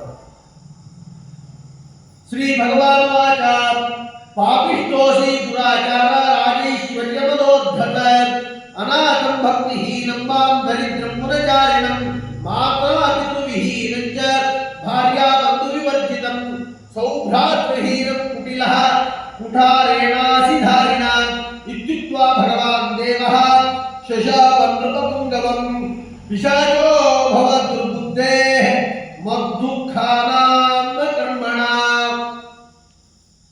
ಅಷ್ಟೊತ್ತಿಗೆ ಆ ಏನು ಏಟನ್ನ ತಿಂದಂತಹ ಶ್ರೀನಿವಾಸ ವಲ್ಮೀಕದಿಂದ ಎದ್ದು ಬಂದ. ಮಹಾರಾಜ ಬಂದಾನ. ಅವನ ಧ್ವನಿ ಕೇಳಿಸ್ತಲ್ಲ, ಎದ್ದು ಹೊರಗೆ ಬಂದಂತವನಾಗಿ ಹೇಳ್ತಾ ಇದ್ದಾನ. ಎಲೆ ಪಾಪಿಷ್ಟ ದುರಾಚಾರಿಯೇ, ನಿನಗೆ ರಾಜೇಶ್ವರ್ಯ ಅಂತಕ್ಕಂಥದ್ರಿಂದ ಮದ ಬಂದುಬಿಟ್ಟದು. ನೀನು ಮದೋನ್ಮತ್ತನಾಗಿ ಬಿಟ್ಟಿ. ಯಾಕಂತಂದ್ರ ನನ್ನಂತ ಅನಾಥನ ಅನ್ನರಹಿತನಾಗಿ ಬಿಟ್ಟಿದ್ದೆ, ದರಿದ್ರ ಇದ್ದೇನೆ, ವನಚಾರಿ ಅರಣ್ಯದೊಳಗ ಅಡ್ಡಾಡಂತ ಇದ್ದೇನೆ. ಅಷ್ಟಲ್ಲ, ಮಾತಾಪಿತೃಗಳಿಂದಲೂ ಕೂಡ ಮತ್ತ ಮಾಡ್ಕೊಂಡು ಹೆಂಡತಿಯಿಂದಲೂ ಕೂಡ ಬಂಧು ಬಾಂಧವರಿಂದಲೂ ಎಲ್ಲರಿಂದಲೂ ರಹಿತ ಇದ್ದೇನೆ. ಅವ್ರು ಯಾರು ನನಗಿದ್ರು ಕೂಡ ಇದ್ದಂಗಾಗ್ಯಾರ. ಅಂತ ನನ್ನನ್ನ ಅನಾಥರನ್ನ ನಿನ್ನ ಗೋಪಾಲಕ ಬಂದು ಸುಖ ಸುಮ್ರ ಕೊಡ್ಲಿಯಿಂದ ತಗೊಂಡು ನನಗೆ ತಾಡನವನ್ನ ಮಾಡಿದಂತವಾದ ಆ ಹೊಡೆತದಿಂದ ನನಗೆ ಪರಮ ದುಃಖದಿಂದ ಅನುಭವಿಸ್ತಾ ಇದ್ದೇನೆ ನಾನು ಆ ಹೊಡೆತವನ್ನ. ಈ ರಕ್ತ ನೋಡಿದೆಲ್ಲ ನನ್ನಿಂದಲೇ ಬಂದಂತದ್ದು. ಅಲೇ ಚೋಳ ರಾಜ, ಇಲ್ಲಿ ನನ್ನ ಕಣ್ಣಿಗೆ ಇಂಥ ಅನ್ಯಾಯ ನಡೆದು ನನ್ನ ಮೇಲೆ ನೀ ಹೆಂಗ ರಾಜ್ಯ ಭಾರವನ್ನು ಮಾಡ್ತಾ ಇದ್ದಿ? ಇಂಥ ಎಷ್ಟು ಅನ್ಯಾಯ ನಿನ್ನ ರಾಜ್ಯದೊಳಗೆ ನಡೀತಾವೋ ಏನೋ. ಅದಕ್ಕಾಗಿ ನೀನು ದುರಾಚಾರಿ ಇದ್ದಿ, ಪಾಪಿಷ್ಟ ಇದ್ದಿ. ಅದಕ್ಕಾಗಿ ನಿನ್ನಂತ ಏಕಶ್ಚಿತ್ತನಿಗೆ ನಾನು ಶಾಪವನ್ನ ಕೊಡ್ತೇನೆ. ಈಗಿನ ನೀನು ಪಿಶಾಚಿಯಾಗು ಅಂತೇಳಿ ಆ ಏನಿನಿಂದ ಕೂಡಿದಂತ ಶ್ರೀನಿವಾಸ ಏನೂ ತಿಳಿಯಲಾರದೆ ಆ ಚೋಳ ರಾಜನಿಗೆ ಶಾಪವನ್ನು ನೀಡಿದೆ. ರಾಜೋವಾಚ ಕಿಮರ್ಥಂ ನಿಷಕ್ತವಾನ್ ದೇವ ಅಪರಾಧ ವಿವರ್ಜಿತಂ ಅವಿಚಾರ್ಯ ಜಗನ್ನಾಥ ಕಿಂಮಯಾ ಚರಿತಂ ಪುರ ನ ಜಾನೇಹಂ ಕಿಂಚಿದಪಿ ತವ ದುಃಖಕರಂ ಹರೇ ಹಾ ದುಃಖಮತಂ ಪ್ರಾಪ್ತಂ ಕಥಮತ್ರ ಜಗತ್ಪತೆ. ಅವನು ಚೋಳ ರಾಜನಿಗೂ ಅಗಾಧ ಆಗಿಬಿಡ್ತು. ಇವು ಹುಟ್ಟದಿಂದ ಎದ್ದು ಬಂದಂತವ ಏನೋ ಮೇರು ವ್ಯಕ್ತಿ ಇದ್ದಾನ ಅಂತ ಅವನು ಮುಖಕಮಲವನ್ನು ನೋಡೇ ಗ್ರಹಿಸಿದಂತ ಮಹಾರಾಜ ಅವನಿಗೆ ಬಿದ್ದು ಬೇಡ್ಕೊಳ್ಳಿಕ್ಕೆ ಶುರು ಮಾಡಿದ. ಎಲೆ ಸ್ವಾಮಿ ಕರುಣಾನಿಧಿಯೇ, ನಿರಪರಾಧಿಯಾಗಿರ್ತಕ್ಕಂಥ ನನ್ನನ್ನು ನಿನಗೆ ನೀ ಯಾಕೆ ಶಾಪ ಕೊಡ್ತಾ ಇದ್ದೀಯ? ನನಗೇನು ಗೊತ್ತಿಲ್ಲ ಇಲ್ಲಿ ನಡೆದಿದ್ದು. ಈ ದುಃಖಕರವಾದಂತಹ ಸಂಗತಿ ಏನ್ ನಡೀತಲ್ಲ, ಇದು ಯಾವುದ್ರ ಬಗ್ಗೆನೂ ನನಗೆ ಗೊತ್ತಿಲ್ಲಪ್ಪ. ಸ್ವಲ್ಪವೂ ಕೂಡ ನಾನು ಅರಿಯೆ. ನಾನು ನಿರಪರಾಧಿ ಇದ್ದೇನೆ. ನಿನಗೆ ಹೌದು, ನಿನ್ನನ್ನು ನೋಡಿದ್ರೆ ಅನಿಸ್ತದ ನಿನಗೆ ಬಹಳ ದುಃಖ ಒದಗಿ ಬಂದದ, ಏನೋ ಅವಘಡ ಆಗ್ಯದ. ಆದ್ರೆ ಇದಕ್ಕೆ ಕಾರಣ ನಾನಲ್ಲಪ್ಪ. ಆದ್ರೆ ನೀನು ನನಗೆ ಶಾಪವನ್ನ ಕೊಟ್ಟು ಬಿಟ್ಟಿಯಲ್ಲ, ನಾ ಹೆಂಗ ಇನ್ನು ಮುಂದೆ ಬದುಕಲಿ ಅಂತೇಳಿ. ಯಾಕಂದ್ರೆ ಕೆಲವೇ ಕ್ಷಣದಿಂದ ಮಹಾರಾಜ ಪಟ್ಟದಲ್ಲಿ ಇರ್ತಕ್ಕಂಥ ಮಹಾರಾಜ ಬಂದು ನೋಡಿದ್ದಕ್ಕಾಗಿ ನೀ ಪಿಶಾಚಿಯಾಗು ಅಂತೇಳಿ ಶಾಪಗ್ರಸ್ತನಾಗಿಬಿಟ್ಟಲ್ಲ. ಇದೆಲ್ಲವೂ ಕೂಡ ನಾಟಕದಲ್ಲಿ ಪಾತ್ರಧಾರಿಗಳಾಗಿ ನಿರ್ವಹಿಸಿಷ್ಟ. ಆ ಶಾಪ ಗ್ರಹಣೆಯೂ ಕೂಡ ಚೋಳರಾಜನಿಗೆ ಒಂದು ವರವಾಗಿ ಬರ್ತದ ಅನ್ನೋದು ಪುರಾಣಿಕರ ಮತ. ಶ್ರೀನಿವಾಸ ಪಾಪಿಷ್ಟೋಹಂ ದುರಾಚಾರ ಅವಿಚಾರ್ಯ ನೃಪೋತ್ತಮ ಅಜ್ಞೇನೇನಾಪಿ ದುಃಖೇನ ತಥಾ ಶಾಪೋ ಮಯಾ ಪಿತಃ ಭವಿಷ್ಯತಿ ನೃಪಶ್ರೇಷ್ಠ ಆಕಾಶ ಇತಿ ನಾಮವಾನ್ ಸೋವಿದಾಸ್ಯತಿ ಮೇ ಕನ್ಯಾ ನಾಮ್ನಾ ಪದ್ಮಾವತೀಂ ಶುಭಾಂ. ಅವ ಅಷ್ಟು ಧೈರ್ಯಪಟ್ಟು ಮಹಾರಾಜ ಕೇಳಿದ್ದನ್ನು ನೋಡಿ ಶ್ರೀನಿವಾಸ ಹೇಳ್ತಾ ಇದ್ದಾನೆ, ಅಲ್ಲೇ ಚೋಳರಾಜನೇ, ಏನ್ ಮಾಡ್ಲಿಪ್ಪ, ನಾನು ದುರಾಚಾರಿ ಇದ್ದೇನೆ, ಪರಮ ಪಾಪಿಷ್ಟ ಆಗಿಬಿಟ್ಟೇನೆ ಈ ಸಂದರ್ಭದೊಳಗ. ಯಾಕಂತಂದ್ರೆ ನಿನ್ನ ನೋಡಿದ್ರೆ ಗೊತ್ತಾಗ್ತದ ನೀ ಯಾವ ಅಪರಾಧವನ್ನ ಮಾಡದೆ, ಅಂತ ವಿಚಾರವನ್ನೂ ಮಾಡದೆ ಅಜ್ಞಾನದಿಂದ ಅತಿಶಯವಾದಂತಹ ಈ ಏನು ಗಾಯದ ಹೊಡೆತದ ಪೆಟ್ಟದ ಅದರ ನೋವೇನದ ಅದರಿಂದ ಉತ್ಪನ್ನವಾದಂತಹ ವ್ಯಥೆ ನನ್ನ ತಲೆ ಕೆಡಿಸಿದ್ದಕ್ಕಾಗಿ ವ್ಯರ್ಥವಾಗಿ ನಿನಗೆ ಶಾಪವನ್ನ ಕೊಟ್ಟು ಬಿಟ್ಟೆ. ಅದರಿಂದಲೂ ಕೂಡ ನನಗೆ ಬಹಳ ದುಃಖ ಅನ್ನೋದು ಆಗ್ಲಿಕ್ಕೆ ಉಪಾಯ ಇಲ್ಲ ರಾಜ. ನನ್ನ ಶಾಪ ಎಂದಿಗೂ ವ್ಯರ್ಥ ಆಗಲ್ಲ. ಆದರೂ ನಿನಗೊಂದು ಸಮಾಧಾನಕರ ಮಾತನ್ನ ಹೇಳ್ತೀನಿ ಕೇಳ. ಶಾಪ ಕೊಟ್ಟ ಮೇಲೆ ಅದನ್ನು ತಕ್ಕೊಳ್ಳಿಕ್ಕೆ ಉಶಾಪ ಅಂತ ಕರೀತಾರೆ. ಅದಕ್ಕಾಗಿ ಕಲಿಯುಗ ಮುಂದುವರೆದಂತಹ ಸಂದರ್ಭದಲ್ಲಿ ಸತ್ಯ ಸಂಕಲ್ಪದಿಂದಲೇ ಇರು. ಈ ದುಃಖವನ್ನ ನೀ ಹೆಂಗ ಅನುಭವಿಸ್ತಿ ಅದೇ ಚೆನ್ನಾಗಿ ಹೆಂಡತಿಯನ್ನ ದೂರ ಹೊಂದಿದಂತಹ ನಾನು ಕೂಡ ನಿನ್ನಷ್ಟೇ ನೀನು ನೋಡ್ಲಿಕ್ಕೆ ಹಿಂದೆ ಪಿಶಾಚಿ ಅಂತ ಕಂಡು ಕೂಡ ನನ್ನ ಮನೋವೇದನೆಯೂ ಕೂಡ ಅದರಿಂದ ಏನು ಹೊರತುಪಡಿಸಿಲ್ಲ. ಅದಕ್ಕಾಗಿ ನಾವಿಬ್ಬರು ಹಿಂದೆ ಇರೋಣ. ಮುಂದೆ ಸ್ವಲ್ಪ ಕಾಲದೊಳಗ ಆಕಾಶರಾಜನೆಂಬ ರಾಜನು ಹುಟ್ಟಬೇಕು. ಹುಟ್ಟುತ್ತಾನ. ಅವ ತನ್ನ ಕನ್ನಿಕೆ ಕನ್ನಿಕೆಯನ್ನ ನನಗೆ ಕೊಡ್ತಾನ, ಮದುವೆ ಮಾಡ್ತಾನ. ಮದುವೆ ಆದಂತ ಸಂದರ್ಭದೊಳಗೆ ಕನ್ಯಾ ಪ್ರದಾನ ಕಾಲದಲ್ಲಿ 2000 ತೊಲೆಯಿಂದ ತೂಕದಿಂದ ಕೂಡಿದಂತಹ ಸುವರ್ಣಮಯವಾಗಿರ್ತಕ್ಕಂತಹ ಕಿರೀಟವನ್ನ ನನ್ನ ತಲೆ ಮೇಲೆ ಇಡ್ತಾನ, ವರದಕ್ಷಿಣೆಯಾಗಿ ನನಗೆ ಕೊಡುತ್ತಾನ. ಆ ಕಿರೀಟವನ್ನ ಅವಾಗಂತ ಪ್ರತಿ ಶುಕ್ರವಾರನೂ ಕೂಡ ನಾನು ಸಾಯಂಕಾಲ ದಿವಸ ಅದನ್ನು ಧಾರಣೆಯನ್ನ ಮಾಡ್ತೇನೆ. ಆ ಧಾರಣೆಯನ್ನ ಮಾಡಿದ್ದನ್ನು ನೀನು ನೋಡಿಬಿಟ್ರೆ ಸಾಕು, ನಿನಗೆ ಈಗ ಒದಗಿ ಬಂದಂತ ಈ ಪಿಶಾಚತ್ವ ಏನದ ಈ ಜನ್ಮದಿಂದ ನೀನು ಮುಕ್ತಿಯನ್ನ ಪಡೀತಿ ಅಂತ ಹೇಳಿ ಆ ಶಾಪವನ್ನ ಶ್ರೀನಿವಾಸ ನೀಡ್ತಾ ಇದ್ದಾನೆ. ಅಲ್ಲಿ ತನಕ ನೀ ಸುಖದಿಂದ ಇರು ಅಂತ ಹೇಳಿದ್ರು ಕೂಡ ಆಶೀರ್ವಾದವನ್ನು ಮಾಡಿದ. ಗುರುಂ ಸುರಪತೀನಾಂಚ ಸಸ್ಮಾರ ಜಗದೀಶ್ವರ ಆಗತಂ ಸ್ವಗುರುಂ ದೃಷ್ಟ್ವಾ ಔಷಧಂ ವದಂ ಮೇ ಧೃತಂ ವಿಜಿತೇರ ಸಮಾದ್ಯಪ್ತೋ ಜೀವೋ ಜೀವವತಾಂ ವರಃ. ತಕ್ಷಣವೇ ಎಲ್ಲ ಅಲ್ಲಿಂದ ದೂರ ಸರಿದು, ಅಂದ್ರೆ ಚೋಳ ರಾಜ ಇರ್ಬೋದು ಅಥವಾ ಇದು ಹೊರ ಪ್ರದೇಶದೊಳಗಲ್ಲೇ ಅಡ್ಡಾಡಂತವ್ರು ಏನೇ ಇದ್ರು ಕೂಡ ಅಲ್ಲಿ ಯಾರು ಇದ್ದಂಗೆ ಆದ್ಕೂಡೆ ಎಲ್ಲವೂ ಕಾಲ ಗತಿಸಿದ ನಂತರ ಈ ಪೆಟ್ಟನ್ನ ಕಡಿಮೆ ಮಾಡಿಕೊಳ್ಳೋದ್ರ ಸಲುವಾಗಿ ಅದರದ್ದೇನು ತೀಕ್ಷ್ಣತರವಾಗಿತ್ತು, ಆ ಏನು ರಕ್ತ ಸಿಕ್ತ ಆಗಿತ್ತು ಅದನ್ನೆಲ್ಲವನ್ನ ಆರಾಮ್ ಮಾಡಿಕೊಳ್ಳೋದ್ರ ಸಲುವಾಗಿ ಬೃಹಸ್ಪತ್ಯಾಚಾರ್ಯನ ಗುರುವನ್ನ ಕರೆದು ನೆನೆಸಿದ ತಕ್ಷಣವೇ ಅವನು ಬಂದು ಕೂತ್ಕೊಂಡು ಆ ಗಾಯದೆಲ್ಲವನ್ನ ನೋಡಿ ಅದಕ್ಕೆ ಹೇಳ್ದ, ಅದಕ್ಕೊಂದು ಉಪಚಾರವನ್ನ ಹೇಳ್ತಾ ಇದ್ದಾನ. ಎಕ್ಕೆ ಹೂವಿನಿಂದ ಬರ್ತಕ್ಕವು ಆ ಕಾಯಿ ಇರ್ತದೆ, ಆ ಕಾಯಿಯಿಂದ ಬಂದಂತದ್ರಿಂದ ಹತ್ತಿಯನ್ನ ತಗೊಂಡು ಔದುಂಬರದಿಂದ ಉದುರ್ತಕ್ಕ ಆ ಕಾಯಿಯನ್ನ ಕಿತ್ತಿದಾಗ ಬರ್ತಕ್ಕಂಥ ಏನು ಹಾಲದ ಚೀಲ ಅದ ಅದ್ರೊಳಗೆ ಅದನ್ನು ನೆನೆಸಿ ಆ ಏನು ಗಾಯ ಆಗಿದೆ ಅದ್ರ ಮೇಲೆ ಇಡ್ತಾ ಬಾ ಅಂದ್ರೆ ನಿಮಗೆ ಒದಗಿ ಬಂದಂತಹದ್ದೇನ ಆ ಗಾಯದ ಅದು ಕೂಡ ಕಮ್ಮಿ ಆಗ್ತದ, ರಕ್ತನೂ ನಿಂತದ ಬರೋದು ಅಂತ ಆ ಗುರು ವೈದ್ಯನಾಗಿ ಬಂದು ನಿಂತುಕೊಂಡು ಅವ್ರು ಹೇಳಿದಂತೆ ಒಮ್ಮೆ ಮಾಡಿ ಹೋಗ್ತಾರವ. ತಿರುಗಿ ಇವ ಅದರ ಉಪಚಾರ ಅಂತೇಳಿ ದಿನನಿತ್ಯವೂ ಕೂಡ 2-3 ಬಾರಿ ಹೊರಗೆ ಬಂದಂತವನಾಗಿ ಅದನ್ನು ಹುಡುಕಿಯಾಗಿ ಅದನ್ನು ಹಚ್ಕೊಳ್ತಾ ಇದ್ದಾರೆ. ವಲ್ಮೀಕೋ ದೇವಕಿ ಸಾಕ್ಷಾತ್ ವಸುದೇವೋತದಿಂದ್ರಿಣಿ ಬಲಭದ್ರಸ್ಯ ಶೈಲೋ ಮಥುರಾ ಭೂತಧಿಕ ಸ್ವಾಮಿ ಪುಷ್ಕರಣಿ ನಾಮ ಯಮುನಾ ವಿರಾಜತೆ ಯಾದವಾಶ್ಚ ಮೃಗಾ ಸರ್ವೇ ಖಗಾ ವೈ ಗೋಪಿಕಾದಯಃ. ಹಿಂಗ 2-3 ದಿನಗಳ ಪರ್ಯಂತರವಾಗಿ ಉಪಚಾರ ಏನು ಮಾಡ್ಕೊಳ್ತಾ ಇದ್ದ. ವಲ್ಮೀಕದಲ್ಲೇ ಕುಳಿತು ಶ್ರೀನಿವಾಸ ಅನ್ಕೊಳ್ಳಿಕ್ ಶುರು ಮಾಡಿದ. ಲಕ್ಷ್ಮೀಪತಿ ಆಗಿರ್ತಕ್ಕಂಥ ಶ್ರೀನಿವಾಸ ಒಳಗೆ ಕುತ್ಕೊಂಡು ಅನ್ಕೊಂಡ, ಈ ವಲ್ಮೀಕಾನ ಒಂದು ರೀತಿ ಒಳಗೆ ಹಿಂದಿನ ರಾಮಾವತಾರದಲ್ಲಿ ನೆನೆಸಿಕೊಂಡ್ರೆ ಕೌಸಲ್ಯಾದೇವಿ, ಉತ್ತರ ಕೌಸಲ್ಯಾದೇವಿ ಇದೆ. ಏನು ಹಿಂದೆ ದೊಡ್ಡದಾಗಿ ಬೆಳೆದಿದ್ದಂತಹ ತಿಂತ್ರಿಣಿ ವೃಕ್ಷದ ಅದು ಬೇರೆ ಏನೂ ಅಲ್ಲ, ದಶರಥ ಮಹಾರಾಜ ಅದ. ಈ ಶೇಷಾಚಲವೇ ಅನುಜನಾಗಿರ್ತಕ್ಕಂಥ ಲಕ್ಷ್ಮಣ ಅಂದಾಗಿ ತೋರಿಸ್ತದೆ. ಈ ಏನು ಇಡೀ ಭೂಪ್ರದೇಶದ ಇದ ಅಯೋಧ್ಯ ನಗರಿ ಅದ. ಹಿಂಗ ರಾಮಾವತಾರದಂತೆ ನನಗೆ ಈ ಪ್ರದೇಶ ತೋರ್ತಾ ಅದ. ಇನ್ನ ದ್ವಾಪಾರ ಯುಗಕ್ಕೆ ಬಂದ್ರೆ ಕೃಷ್ಣಾವತಾರದೊಳಗೆ ನೋಡಿದ್ರೆ ಈ ಏನು ವಾಲ್ಮೀಕಿ ಅದ ಇದ ದೇವಕಿಯಂತೆ ಕಾಣುತ್ತದೆ, ತಿಂತ್ರಿಣಿ ವೃಕ್ಷವೇ ವಸುದೇವನಂತೆ ಕಾಣುತ್ತಾ ಅದ.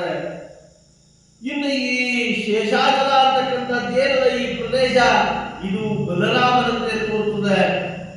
ಇಡೀ ಆ ಪರ್ವತ ಶ್ರೇಣಿ ಏನದ ಅದನ್ನೇ ಮಥುರಾ ಪಟ್ಟಣ ಅಂತ ಕಾಣಿಸ್ತದೆ. ಇನ್ನು ಸ್ವಾಮಿ ಪುಷ್ಕರಣಿ ಏನು ತೀರ್ಥದ ಅದನ್ನೇ ಯಮುನಾ ಕಂಡಂಗ ಆಗ್ತಾ ಇದೆ. ಸಮಸ್ತ ಯಾದವರೂ ಕೂಡ ಇಲ್ಲಿ ಮೃಗಗಳಾಗಿದ್ದಾರೇನೋ ಅನ್ನಂತೆ ಭಾಸ ಆಗ್ತಾ ಇದೆ. ಇಲ್ಲಿ ತಂದ ಚಿಲಿಪಿಲಿ ಕುಟ್ಟತಕ್ಕಂಥ ಈ ಎಲ್ಲ ಪಕ್ಷಿಗಳನ್ನ ನೋಡಿದ್ರೆ ಗೋಪಿಕಾ ಸ್ತ್ರೀಯರೇ ಇಲ್ಲಿ ಬಂದಾರೇನೋ ಅಂದಂಗೆ ಅನಿಸ್ತಾ ಇದೆ ಅಂತ ಹೇಳಿ ಸ್ವತಃ ಆ ಕೃಷ್ಣಾವತಾರವನ್ನ ಮೆಲಕ್ ಹಾಕ್ತಾ ಇದ್ದಾನ ಸ್ವಾಮಿ. ಸುವರ್ಣಮಕರಿ ನಾಮ ನದಿ ಸಾವಿರ ನದಿ ವೈಕುಂಠೋ ವೆಂಕಟಗಿರಿ ವಾಸುದೇವರ ಮಾಪತಿ ಮುಕ್ತ ಬ್ರಹ್ಮ ಪಕ್ಷಿಗಣ ಮುಕ್ತ ರುದ್ರ ಮೃಗೋತ್ತಮ ಸನತ್ಕುಮಾರ ಪ್ರಮುಖ ವಾನರಾಜ್ಯ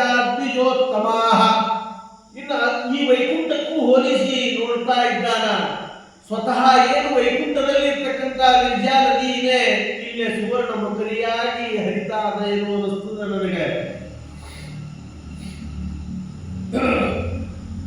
ಇನ್ನ ಈ ರಮಾಪತಿಯಾದಂತಹ ನಾರಾಯಣನೇ ನಾನೇ ಬಂದು ಇಲ್ಲಿ ಶ್ರೀನಿವಾಸ ಆಗಿ ಕುಳಿತುಕೊಳ್ಳಲಿ. ಮುಕ್ತ ಬ್ರಹ್ಮರೇ ಇಲ್ಲಿರುವಂತಹ ಎಲ್ಲ ಪಕ್ಷಿಗಳು ಆಗ್ಯಾರ, ಸನತ್ಕುಮಾರ ಮೊದಲಾದ ಋಷಿಗಳೇ ಇಲ್ಲಿ ಅಡ್ಡಾಡುವಂತ ಮೃಗಗಳಿದ್ದಾರ. ಏನು ಶೇಷಾಚಲಕ್ಕೆ ಹೋಗಬೇಕು ಅಂತೇಳಿ ಸಂಕಲ್ಪಬದ್ಧನಾಗಿರ್ತಕ್ಕಂಥ ಧರ್ಮಿಷ್ಠನಿಗೆ ಇದಕ್ಕಿಂತ ಇಲ್ಲಿ ಹೆಚ್ಚಿನ ಪುಣ್ಯ ಏನು ಬೇಕು ಅಂತೇಳಿ ಪುರಾಣಿಕರು ಕೇಳ್ತಾ ಇದ್ದಾರೆ.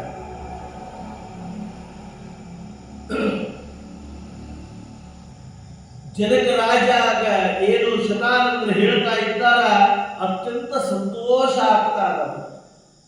ಭಗವಂತ ವೈಕುಂಠವನ್ನ ತ್ಯಜಿಸಿನೂ ಕೂಡ ಇದ್ದಿದ್ರಲ್ಲಿಯೇ ಎಂತ ಸೌಖ್ಯವನ್ನ ಕಾಣ್ತಾ ಇದ್ದಾರೆ. ಯಾಕಂದ್ರೆ ವೈಕುಂಠ ಏನು ಮನಸ್ಸಿನ ಇಚ್ಛೆ ಬಂದು ಸಾಕು ಅದೆಲ್ಲ ನೆರವೇರಿಸಂತದ್ದು ಆದೆಲ್ಲೇ ಈ ಭೂಮಂಡಲದಲ್ಲಿರ್ತಕ್ಕಂಥ ಇದೆಯಲ್ಲೇ. ಆದರೂ ಕೂಡ ಅದಕ್ಕೆ ಸಮ ಪುಣ್ಯವನ್ನು ಹೊಂದತಕ್ಕಂಥ ಈ ಪ್ರದೇಶ ಎಷ್ಟು ಪುಣ್ಯತಮವಾಗಿದೆ ಅಂತೇಳಿ ಸಂತೋಷಭರಿತನಾಗಿರ್ತಕ್ಕಂಥ ಜನಕ ಮಹಾರಾಜ ಮತ್ತು ಶತಾನಂದನ್ನು ಕೇಳ್ತಾ ಇದ್ದಾನ. ಏನ ವೈಕುಂಠ ಬಿಟ್ಟು ಭಗವಂತ ವಿಷ್ಣು ಏನು ಸಾಕ್ಷಾತ್ವಾಗಿ ಬಂದು ಇಲ್ಲಿ ಶ್ರೀನಿವಾಸನಾದ, ಮುಂದೆ ಯಾವ ಚೆನ್ನಾಗಿ ಕಥೆ ನಡೀತು ಕೇಳ್ರಿ ಅಂದಾಗ ಶತಾನಂದರು ಹೇಳ್ತಾ ಇದ್ದಾರೆ.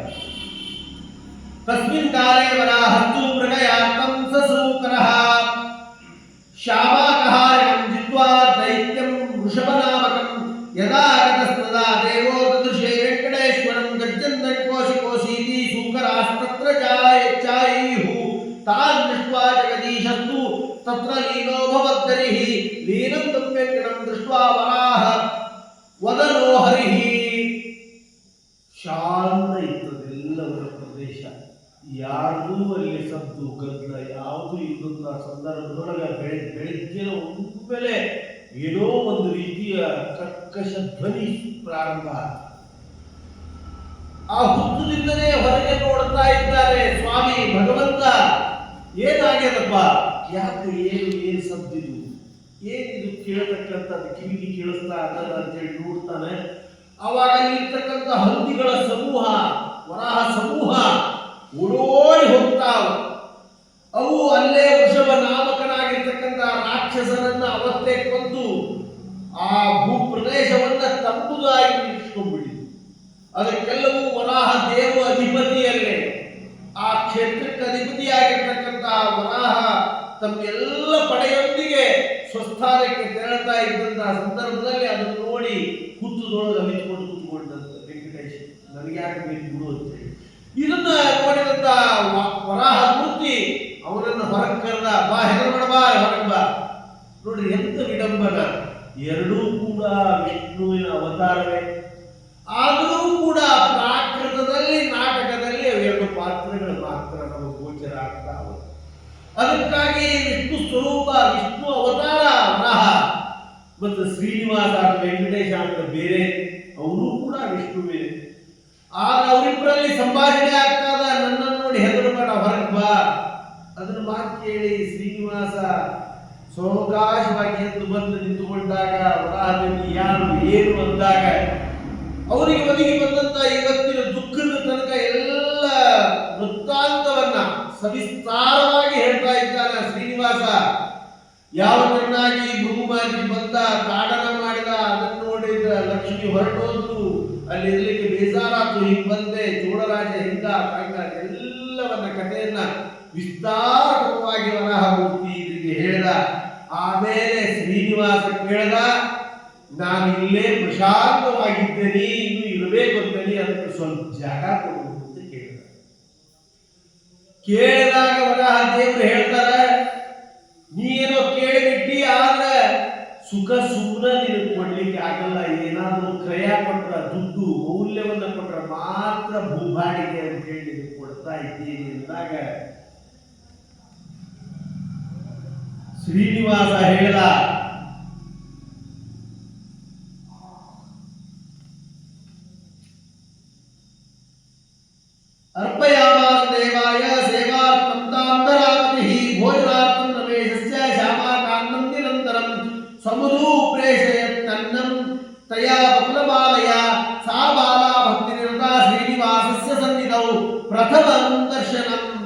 ಚಸ್ಯ ನೈವೇದ್ಯಂ ಕ್ಷೀರಸೇಚನಂ ಇಹಮೇವ ವರಂ ದ್ರವ್ಯಂ ದದಾಮಿ ಕರುಣಾನಿಧೇ ದಾಸ್ಯಾಮಿ ಯತ್ತೆ ಭೂಕಾಂತ ತದಂಗೀ ಕುರು ಮಾಧವ ಪರದ್ರವ್ಯಮಿದಂ ತಾತ ಕೃಪಾ ಹೃದಯಾನಿಧೇ. ಎಷ್ಟು ವಿಡಂಬನಾತ್ಮಕವಾಗಿರ್ತಕ್ಕಂಥದ್ದು ನೋಡ್ರಿ. ಭೂಮಾಲಿಕ ಅಂತಕ್ಕಂಥದ್ದನ್ನ ಇಟ್ಟುಕೊಂಡು ವರ ದೇವರು ನೀ ಏನ್ ಬಾಡಿಗೆ ಕೊಡ್ತಿ ಅಂತ ಕೇಳಿದ ಕೂಡ ಶ್ರೀನಿವಾಸ ಹೇಳ್ತಾ ಇದ್ದಾನ, ನಾ ಬಹಳ ಕಷ್ಟದೊಳಗಿದ್ದೇನೆ, ನಾನು ಏನು ಕೊಡ್ಲಿ, ಮುಂದೊಂದು ದಿವಸ ಹಿಂಗಾಗ್ತದಲ್ಲ ನನ್ನ ನೋಡ್ಲಿಕ್ಕೆ ಅಪರಿಮಿತವಾದಂತಹ ಭಕ್ತಗಳ ಹೊರಡು ಬರ್ತದೆ. ಆ ಹೊರತಿನೊಳಗೆ ಇವತ್ತು ಹೇಳ್ತಾ ಇದ್ದೇನೆ, ಮೊದಲು ಹೋಗಿ ನಿನ್ನ ದರ್ಶನ ಮಾಡಿಕೊಂಡು ನಿನಗೆ ಕ್ಷೀರ ಸೇಚನವನ್ನ ಮಾಡಿ ನಿನಗೆ ನೈವೇದ್ಯಾದಿಗಳನ್ನ ಮಾಡಿದ ಮೇಲೆ ನನ್ನ ದರ್ಶನಕ್ಕೆ ಭಕ್ತರು ಬರಂಗಾಗಬೇಕು.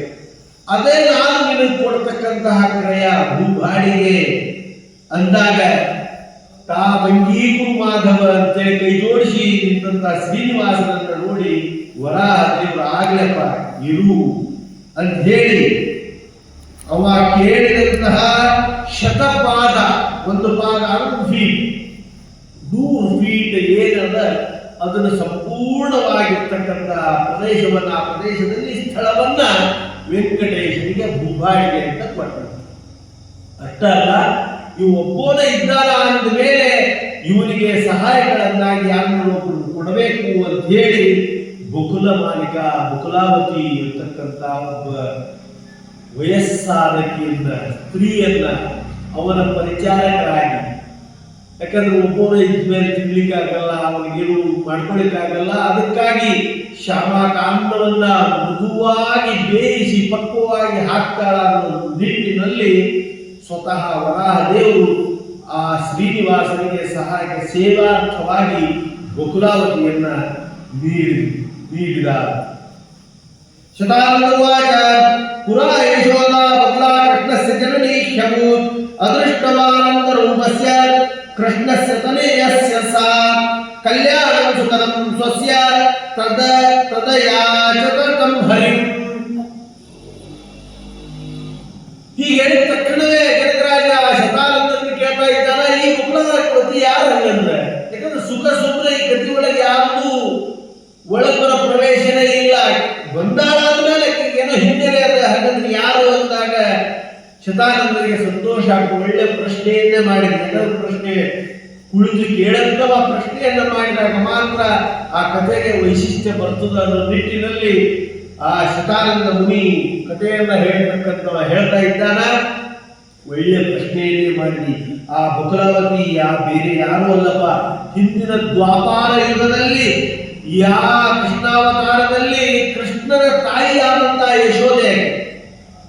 ಯಶೋದೆ ಕೂಸಿನಿಂದ ಕರ್ಕೊಂಡ್ಬಂದ ನಂತರ ಪಾಲನೆ ಪೋಷಣೆ ಎಲ್ಲವನ್ನೂ ಮಾಡಿದ ಮೇಲೆ ಒಂದು ಹಂತಕ್ಕೆ ಬಂದ ಮೇಲೆ ಅಲ್ಲಿಂದ ಬಿಟ್ಟು ಮಥುರಾಕ್ಕೆ ಹೋಗಿಬಿಟ್ಟ.